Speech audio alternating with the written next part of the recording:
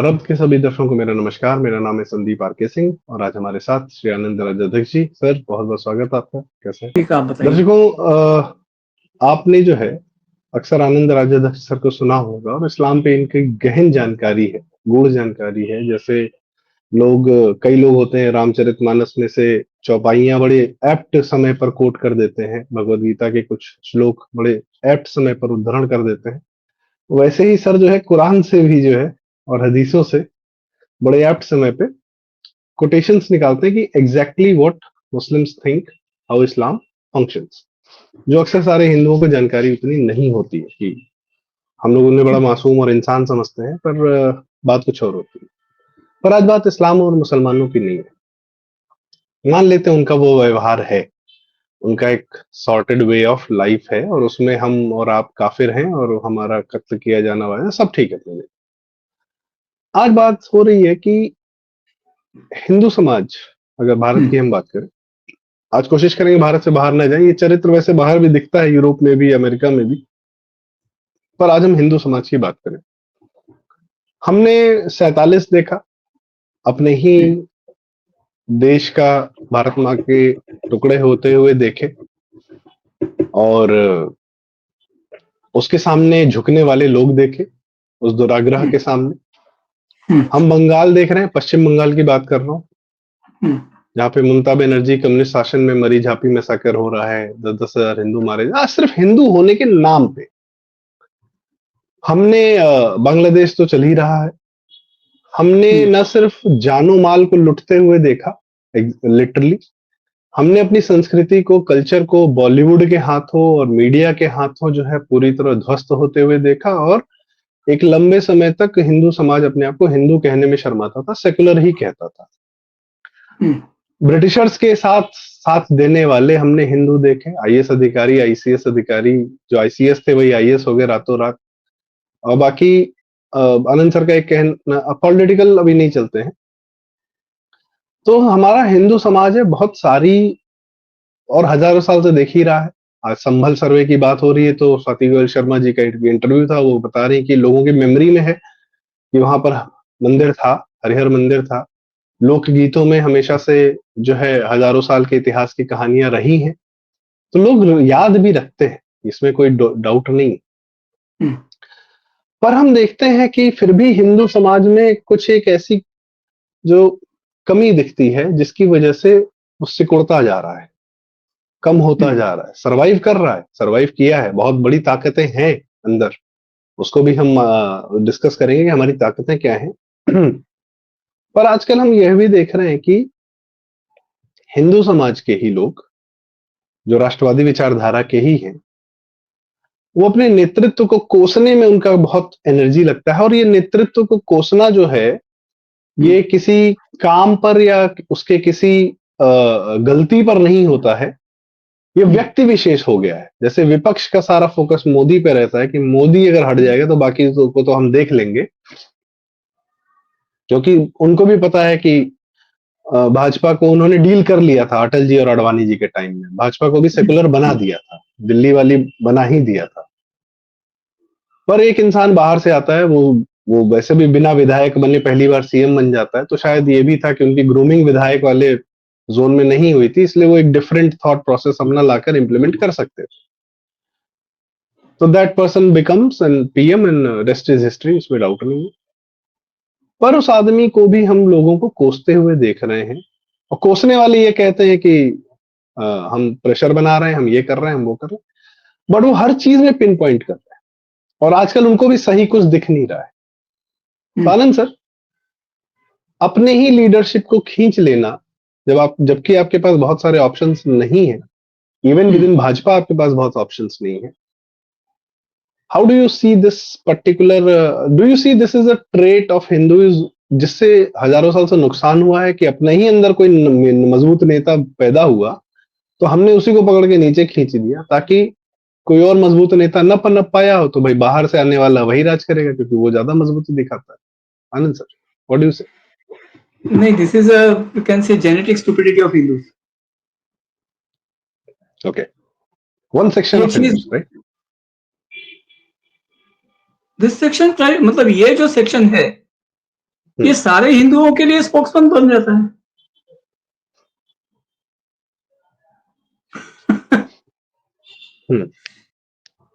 देखिए अभी क्या है, वो पुरुष सूक्त से कोट करूंगा तो लोगों को मिर्ची लगेगी, लेकिन जो है मुखमासित जो है, जो समाज पुरुष का मुख है, वही तो मतलब मुखर होते हैं। अब मुखर को आपने जब एनाग्रामेटिक ले लिया, मतलब एनाग्राम समझते आप, अक्षरों को रीऑर्डर करना, ठीक है। तो मुखर को आप जब रीऑर्डर करते हैं तो मूर्ख हो जाता है। तो यही हिंदुओं की मुखरता है, मूर्खता है जो कहना है। देखिए जो जरा सी तवज्जो के लिए मरे जाते हैं, चाहते हैं कि भाई कोई अपना जरा सा, क्या कहते हैं उसको, मराठी में तो कौतुक कहते हैं, तो थोड़ी प्रशंसा अपनी हो जाए, कोई आपको अच्छा कह दे। अब ये जो अच्छा कह रहा है, जो आपको आपकी प्रशंसा, मतलब प्रशंसा का सर्टिफिकेट जो आपको दे रहा है, उसके पैरामीटर क्या है ये आप सोचते नहीं है। जब आपको वो गुड बॉय कहता है, तो गुड बॉय होने के पैरामीटर क्या है? और जब वो आपसे वो गुड बॉय का सर्टिफिकेट खींच लेगा तो आप फड़फड़ाते रह जाएंगे। क्यों चाहिए आपको उससे सर्टिफिकेट? सबसे पहली बात तो ये है कि सर्टिफिकेट की इच्छा जो है ना, प्रशंसा की इच्छा जो है, ये एक्चुअली धन लालसा से घातक है समाज के लिए। क्योंकि आदमी समझता है कि मेरी प्रशंसा होगी तो मेरे पास पावर आएगी, रिकॉग्निशन के बाद प्रेस्टीज आएगा, प्रेस्टीज के साथ पावर आएगी। ये आदमी का कैलकुलेशन होता है। तो रिकॉग्निशन के लिए थोड़ी प्रशंसा चाहिए, पहचान के लिए प्रशंसा चाहिए। थोड़ी कोई प्रशंसा करेंगे तो पहचान बनेगी, पहचान बनेगी तो कुछ प्रेस्टीज बनेगा, कुछ रसूख बनेगा, उसके साथ पावर भी आएगी। तो ये स्टेप्स है। उसमें क्या है कि आदमी को कैसे ठोक पीट के अपने हिसाब से बनाया जाता है, वो उसे समझ में नहीं आता, या समझ में आता है तो भी उसको स्वीकार होता है। अब फिर वो दूसरों को भी वैसे ही ठोक पीट के बनाने लगता है कि हम बने तो तुम भी बनो। जी बताइए। तो सर तो इस प्रोसेस में वो अपनी लीडरशिप को क्यों नीचे घसीट रहा है? अगर लीडरशिप उसकी है तो उसकी, अगर उसका समाज बेहतर होगा, लीडरशिप उसका अपना हिंदू समाज को बेहतर बना रहा है, तो उसका भी तो फायदा है। पर वो इस प्रोसेस में अपनी लीडरशिप को क्यों नीचे घसीट रहा है? देखिए ये एक बात होती है ना, जिसको अति परिचय अवज्ञात कहते हैं। तो लीडरशिप अभी इतनी पुरानी हो गई है, रोजमर्रा की हो गई, तो उसको लगता है कि ये लीडरशिप को मैं अगर टोकू नहीं, बोलू नहीं, तो ये लीडरशिप कुछ करेगी नहीं, और मैं उसको बोलते रहूंगा तो मेरी कुछ पहचान बन जाए। और देखिए क्या होता है ना, आदमी वही बोलता है जिसके सुनने वाले होते हैं, मतलब बिकता वही है जिसके खरीदने वाले होते हैं। पर मैं ये देखना, मैं जानना समझना चाह रहा था कि कोई आदमी कुछ भी बोलता है, उसके अंदर से बात आ रही है, ठीक है, और कष्ट है कुछ, ऑफ कोर्स कुछ होता है कि, एंड दैट्स ओके। आदमी को किसी कुछ कहीं कमी दिखती है, ऑफ कोर्स हमको सब सारी कमी नहीं दिखती है, कमियां बहुत सारी है, कमियां बहुत जी सारी जी जी। है। मैं ये कह रहा हूँ सर कि हाँ, जब आप व्यक्ति केंद्रित पॉइंट आउट करने लगते हैं, फिर आप सिर्फ कमियां ढूंढने लगते हैं, और इस प्रोसेस में जब आप उसको व्यक्ति केंद्र, मोदी को एग्जांपल मान लेते हैं, ठीक है, मोदी को आप हर बात पे कि किसान आंदोलन गड़बड़ कर दिया, फिर आपको अभी फिर से किसान आ गया तो फिर गड़बड़ कर दिया कि भैया पिछली बार क्यों नहीं डंडा चलाया था, वक्फ बोर्ड क्यों नहीं ये कर दे रहे, फिर वो क्यों नहीं किया, फिर ये क्यों नहीं किया, फिर बहुत सारी चीजें कि बांग्लादेश में क्यों नहीं कूद गए, मतलब बहुत सारे एग्जांपल्स हैं, ठीक है। सो इट्स लाइक की pin pointing every at every place. यहाँ एक सेकंड सर, एक चीज इस प्रोसेस में क्या हम ये भूल जाते हैं, हम अपना पिछला 10 साल भूल जाते हैं कि इस आदमी के होने से क्या फर्क है और ना होने से क्या फर्क है, या हम जो बोल रहे हैं वो ठीक है, जनता सुन रही है, जनता लहालोट हो रही है, कल को जनता के मन में मैल बैठ जाएगा फॉर अ पर्टिकुलर लीडरशिप, और जो लीडरशिप को गिरा देगी। हो सकता है इसी वजह से 240 आया था, ठीक है, और बाल बाल बचे। तो इससे आपका अपना कितना बड़ा नुकसान है, आपके अपने, आप हिंदू समाज के लिए बात कर रहे हैं ना, जो आप अगर पब्लिकली बिल्कुल। बात कर रहे हैं, आप हिंदू समाज के लिए बात कर रहे हैं, तो क्या एक बेसिक अंडरस्टैंडिंग नहीं कि इस आदमी के न होने से हिंदू समाज से क्या नुकसान हो जाएगा? पास के फायदे को आप देख रहे हो, दूर का नुकसान नहीं देख रहे हो? क्या ये एक understanding, and particularly from these intellectuals, और जो हिंदू समाज के प्रवक्ता बन जाते हैं, इनको ये बात समझ में नहीं आती क्या? मैं क्रिटिसिज्म के को डिसअलाउ नहीं कर रहा हूं, पर मैं कह रहा हूं क्रिटिसिज्म हो तो वर्क बेसिस पे। देखिए, विपक्ष भी वही यहाँ कर मैं रहा है जो आप कर हाँ, रहे हो, व्यक्ति केंद्रित। मैं आपको यहाँ एक बात बता रहा हूँ। ये क्रिटिसिज्म को प्रमोट करने वाले, देखिए, आप मोदी की अगर स्तुति करोगे तो आप मोदी भक्त कहलाओगे, आपको आलोचना झेलनी पड़ेगी। अब मोदी के जो क्रिटिसिज्म, मतलब उसकी आलोचना करने वालों को, मोदी जी की आलोचना करने वालों को आप अगर टारगेट करोगे तो भी आप मोदी भक्त कहलाएंगे।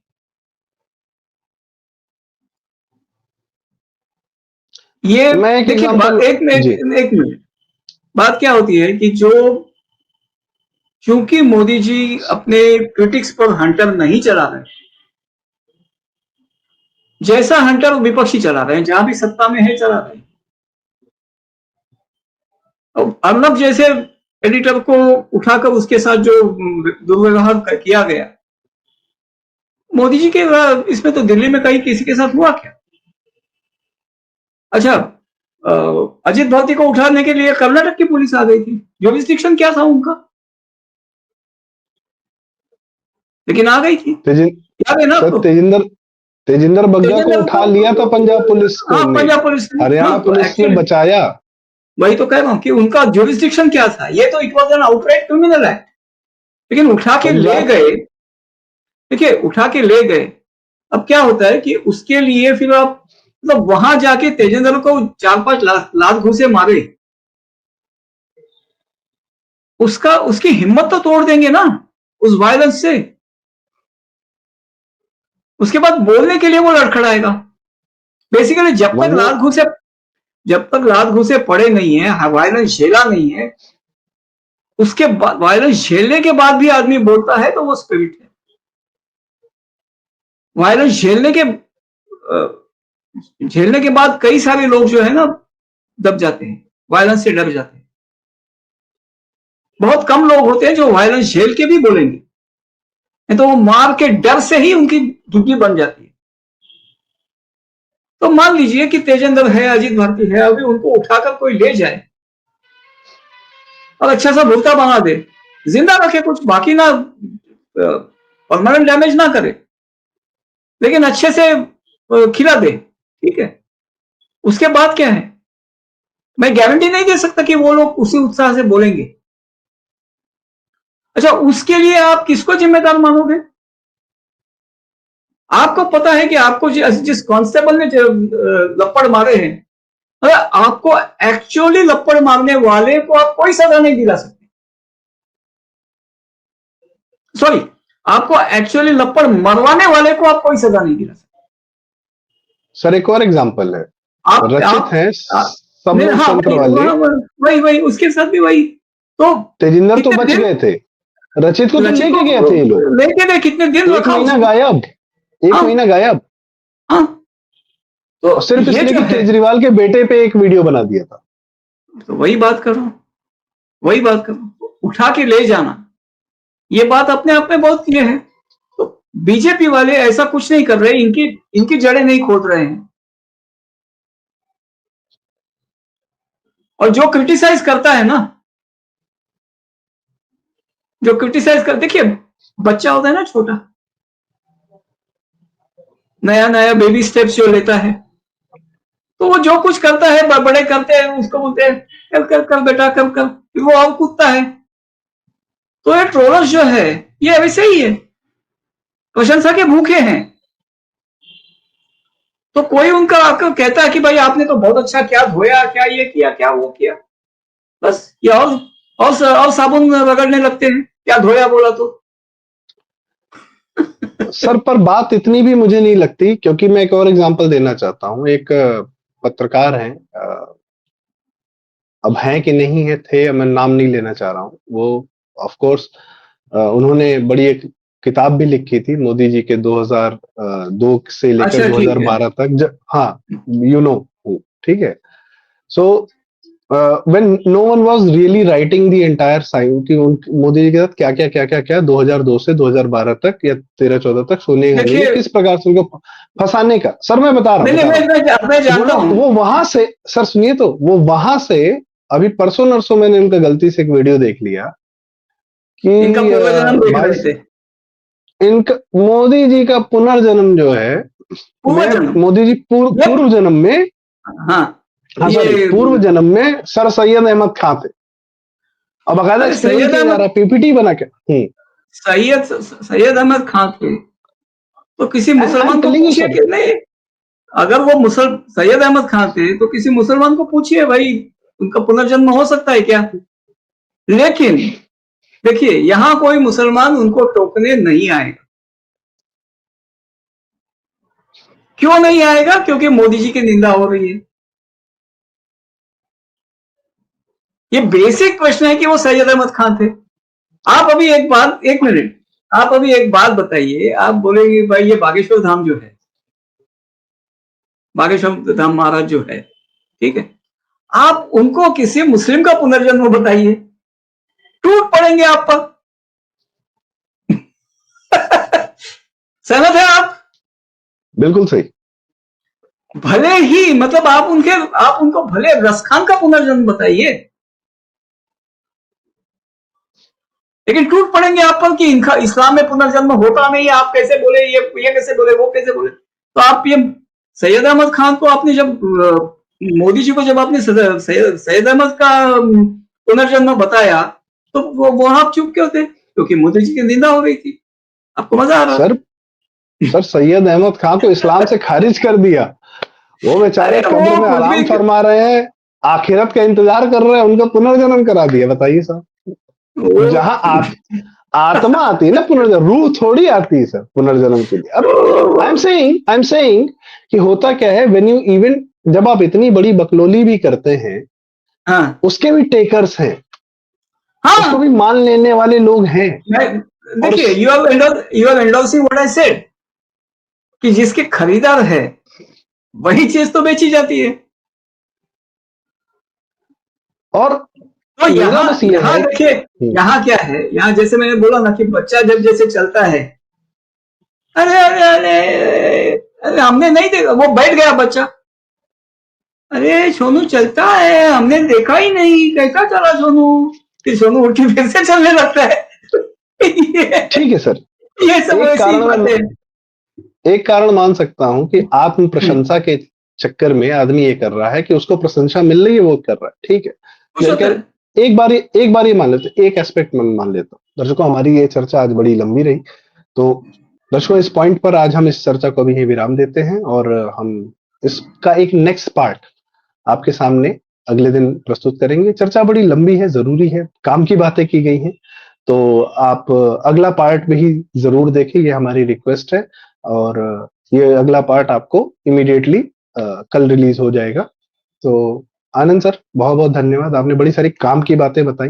और दर्शकों से रिक्वेस्ट, कृपया वीडियो लाइक करें, शेयर करें, चैनल जरूर सब्सक्राइब करें, प्रारब्ध और आनंद सर का चैनल आनंद आख्यान। Thank you so much.